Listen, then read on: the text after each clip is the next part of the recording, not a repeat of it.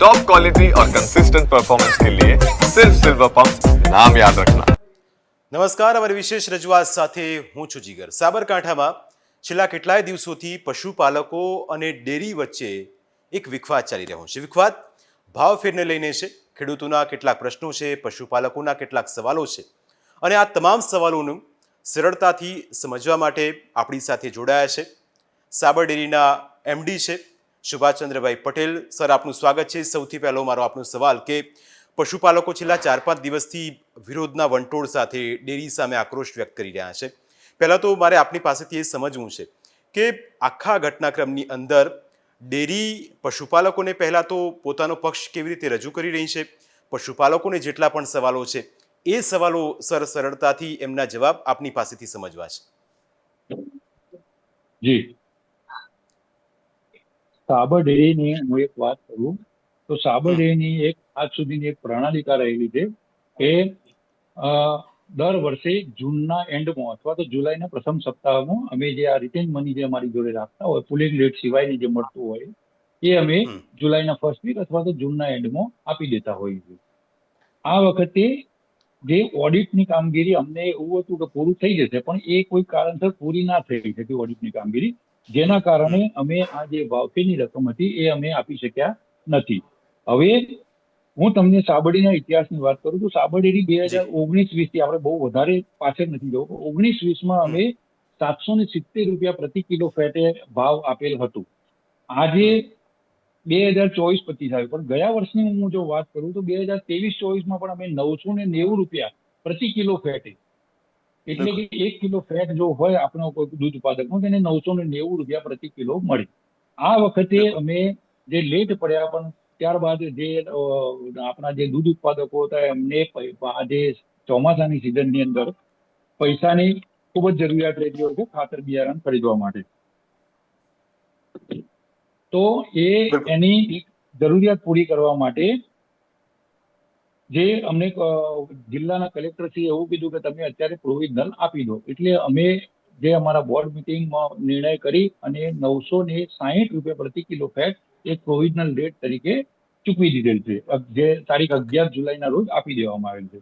હવે વાત રહી ઓડિટ પૂર્ણ થયા પછી અને બાકી નીકળતો વધઘટનો ભાવ, એ બાબતે પણ મેં અગાઉ પણ આ બાબતે ચોખવટ કરી છે મારા તમામ દૂધ ઉત્પાદકોને કે આ જે ઓડિટ પૂર્ણ થયા પછી જે કોઈ ભાવફેરની રકમ બાકી રહેશે એને આપણે જે સાધારણ સભા મળશે એ દિવસે ચૂકવી આપવામાં આવશે.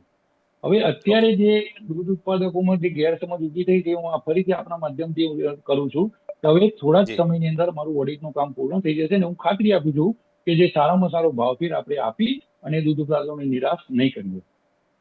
બિલકુલ સર, આપનો ભાવ સારો, પશુપાલકો પણ પોતાની રીતે મહેનત કરીને આપની પાસે અપેક્ષા રાખી રહ્યા છે, કારણ કે એક મોટી સહકારી સંસ્થા છે. મારો સવાલ સીધો આપને એ છે સર કે આ જે સાધારણ સભાની જે વાત છે એના માટે મંજૂરીની કઈ રાહ જોવાઈ રહી છે? કારણ કે પશુપાલકોને સતત એ પ્રશ્ન થઈ રહ્યો છે કે સાબર ડેરી એમ કહી રહી છે કે અમે જલ્દીથી આનું સોલ્યુશન લાવી દઈશું, તો કોઈ સમયગાળો સર એનો ફિક્સ કરો. ના, આમાં કોઈ સમયગાળો ના હોય, આપણે પ્રોવિઝનલ આપી દીધો. હવે સાધારણ સભા જયારે ઓડિટ પૂર્ણ થાય ને એટલે તરત જ અમે બોલાવી શકીએ, અમારો અહેવાલ છાપવાનો બાકી છે, અહેવાલ છપાઈ જાય એટલે 7 દિવસની અંદર અમે સાધારણ સભા બોલી અને આ જે ભાવફેર છે એ ચૂકવી શકીએ, એનો કોઈ ઇસ્યુ નથી. બિલકુલ સર, બીજો એક પ્રશ્ન, જે ભાવફેરની આપ વાત કરી રહ્યા છો કે 990 રૂપિયા પર્સન્ટેજની લઈને કેટલાક સવાલો લોકો પૂછી રહ્યા છે કે અમારે ગઈ વખતે 16.75% હતા, આ વખતે 12% જેવું થાય છે, એટલે પર્સન્ટેજ અને જે રૂપિયાની વાત છે એ થોડું સમજણ ફેર લાગી રહી છે, એ આપના તરફથી થોડું સમજાવો. જી, એની હું ચોખવટ કરી આપું આપને કે અમે જે ગઈ સાલ 990 રૂપિયા ભાવફેર ચૂકવ્યો, અરે 990 રૂપિયા ફાઇનલ રેટ ચૂકવ્યો, બરાબર. હવે એ વખતે મેં વર્ષ દરમિયાન 820 રૂપિયા ચૂકવ્યા હતા. 820 રૂપિયા તમે જો સળંગ વર્ષ દરમિયાન ચૂકવ્યા હોય અને પછી છેલ્લે તમે જયારે ફાઇનલ રેટ તમે 990 આપો તો એની ગેપ એક વધી જાય મોટી, એટલે એ 16 થી 17% બેસે. હવે આ વર્ષે એવું થયું કે 24-25માં મેં ઓલરેડી એમને 850 ચૂકવી દીધા છે કે જે ગઈ સાલ કરતા 30 રૂપિયા વધારે ચૂકવેલ છે. તો એ 30 રૂપિયાનું માર્જિન આ વખતે એ ખેડૂતે ઓછું મળે, કારણ કે હું જો 990 રૂપિયા આપીશ તો હજુ આ ગઈ સાલ જેટલો માન લો કે 990 રૂપિયા ભાવ હતો, આ સાલ જો હું 900 રૂપિયા આપું એક દાખલા તરીકે તો 30 રૂપિયાનો ગાળો ઓછો થઈ જાય, તો એ પ્રમાણે ટકાવારી ઓછી થાય. ઓકે. બસ આ જ મારા બીજું દૂધ ઉત્પાદકોને સમજાવવાની વસ્તુ છે કે આપણે ગઈ સાલ જેટલો જ જો ભાવફેર આપીએ તો પણ ટકાવારી તમારી જી ઓછી બેસે, પણ પૈસા તો અલ્ટિમેટ એના 990 રૂપિયા પ્રતિ કિલો ફેટ જે હોય એના ઉપર જ જવા છે, કોઈ ટકા ઉપર પૈસા જતા નથી. અને સાબર ડેરી આજ સુધી સેકન્ડ હાઈએસ્ટ ભાવ આજ વર્ષોથી, હું જેટલા વર્ષોથી સાંભળું છું તો સાબર ડેરીનો ભાવ બીજા નંબરે રહેલો હોય છે ઓલવેઝ. બિલકુલ. સર, બીજો એક પ્રશ્ન એ થાય કે અત્યારે તમે જુઓ કે છેલ્લા જ્યારથી વિરોધ શરૂ થયો ત્યારથી દૂધ ડેરી સુધી પહોંચતું નથી, અથવા તો કેટલાક ગ્રામ્ય વિસ્તારોની અંદર પશુપાલકો ડેરીએ દૂધ ભરાવા જતા હશે, જે નાના પશુપાલકો છે, કારણ કે એમને કદાચ રસ્તા પર આ દૂધ ઢોળવાનું એમને પણ યોગ્ય નહીં લાગતું હોય, કારણ કે એમના આર્થિક પેલા પર સીધી અસર થાય. જે રીતે ડેરીની અંદર દૂધની આવકો બંધ થઈ ગઈ છે, એનાથી સાબર ડેરીને અત્યારે સર કેટલા પ્રકારનું કોઈ નુકસાન આપ જોઈ રહ્યા છો? દૂધ બંધ નથી થઈ ગયું, થોડું ઓછું થયું છે દૂધ, પણ હમ દૂધ ઉત્પાદકો જે છે એ તો પોતે દૂધ ભરવા માટે તૈયાર જ છે. પણ કેટલાક જી આજે અસામાજિક તત્વો કે જે દૂધ નથી ભરતા અને એમને હમ કોઈ દૂધ સાથે લેવા દેવા નથી, એવા લોકો આ દૂધ ઉત્પાદકોને ઉશ્કેરી અથવા તો રસ્તામાં ટેન્કરો રોકી અને અમારા ટેન્કરને હેરાન પરેશાન કરતા હોય છે. એના કારણે થોડું દૂધ ઓછું આવેલ છે, પણ હવે આજથી એ પૂર્વવત થઈ જવાની તૈયારી છે અને પૂરું પોલીસ ડિપાર્ટમેન્ટ પણ અમારી સાથે જ છે.